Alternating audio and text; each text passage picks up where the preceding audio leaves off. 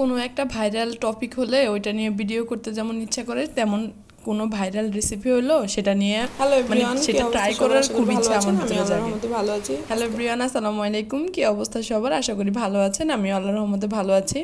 আজকে আপনাদেরকে দেখাবো আমাদের নোয়াখালী স্টাইলের যে এই যে কাঁচা কাঁঠালের রেসিপিটা। এটাকে আমাদের দেশে ভোতাও বলে, ভোতা রান্না করে। আর এই কাঁচা কাঁঠাল কাটতে যেয়ে আমার রান্নাঘরের অবস্থা একদম 12টা থেকে 13টা হয়ে গেছে। মানে বিশ্বাস করবেন না, আমার আজকে সারা দিন কাটছে আমি এই শুধু রান্নাঘর পরিষ্কার করতে করতে।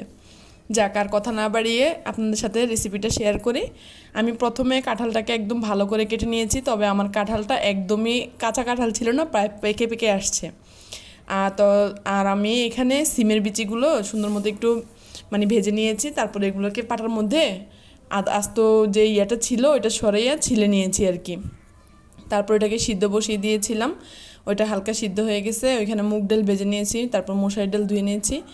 আর আমি এই জন্য কাঁচা কাঁঠালটা ভাবছি না, কারণ আমার কাঁঠালটা বেশি কাঁচা ছিল না, একদমই পাকা পাকা টাইপের ছিল। এখানে আমি কড়াই বসিয়ে দিয়ে হলুদ, মরিচ, তেল, কাঁচামরিচ, পেঁয়াজ, যত মশলা ছিল, জিরা গুঁড়া, ধনিয়া গুঁড়া, রসুন বাটা, আদা একটু বাটা, তেজপাতা, এলাচ দিয়ে আমি সুন্দর করে মানে ডাউলগুলো দিয়ে মশলা কষিয়ে তারপরে ডাউলগুলো দিয়ে দিয়েছি। এখানে কাঁচা পাকা কাঁঠালটাও দিয়ে দিয়েছি।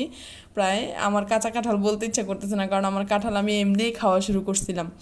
তো তারপরে আমি সিমের বিচিগুলো এখানে অ্যাড করে দিয়ে আবার পানি দিয়ে দিলাম। মানে সবগুলো ডাউল সিদ্ধ হতে বেশি সময় লাগবে না, আমি এই জন্য একত্রে দিয়ে দিয়েছি যাতে আমার ডাউলও সিদ্ধ হয়ে আসে, আর কাঁঠাল তো বেশি কাঁচা না, যাতে পেকে আসে, মানে রান্না হয়ে যায় আর কি, একদম জলদি দুটোটাই সিদ্ধ হয়ে যায়, সেজন্য আমি দিয়ে দিলাম। তো এই তো তারপরে এখানে আমি একটা রসুন কুচি করে নিয়েছি আর কয়েকটা শুকনো মরিচ দিয়েছি। আমি যেহেতু জাল লাভার, তো আমার ঝাল খেতেই হবে, কিছু করার নেই, সেজন্য আমি এখানে এটা বাগার দেওয়ার জন্য সুন্দর মতো দিয়ে দিয়েছি। আর এইখানে আমি যদি একটু ধনিয়া পাতা অ্যাড করতে পারতাম আমার কাছে ভালো লাগতো, আর গ্রানটাও সুন্দর আসতো। তো তারপরেও মানে আলহামদুলিল্লাহ অনেক সুন্দর একটা কালার আসছে, স্মেল আসছে। আর বাসার সবাই, ফ্যামিলির সবাই অনেক প্রশংসা করছে যে আমি জীবনে ফার্স্ট টাইম মানে ট্রাই করছি, আর আলহামদুলিল্লাহ সাকসেস হয়েছি। মানে নিজের কাছে কেমন একটা খুশি লাগতেছে না, খুবই ভালো লাগতেছে। তো আপনারা কে কীভাবে রান্না করে থাকেন কমেন্ট করে জানাবেন, আর ভালো লাগলে একটা লাইক কমেন্ট করবেন, শেয়ার করে দিবেন আমার ভিডিওটা। ওকে, আল্লাহ হাফেজ।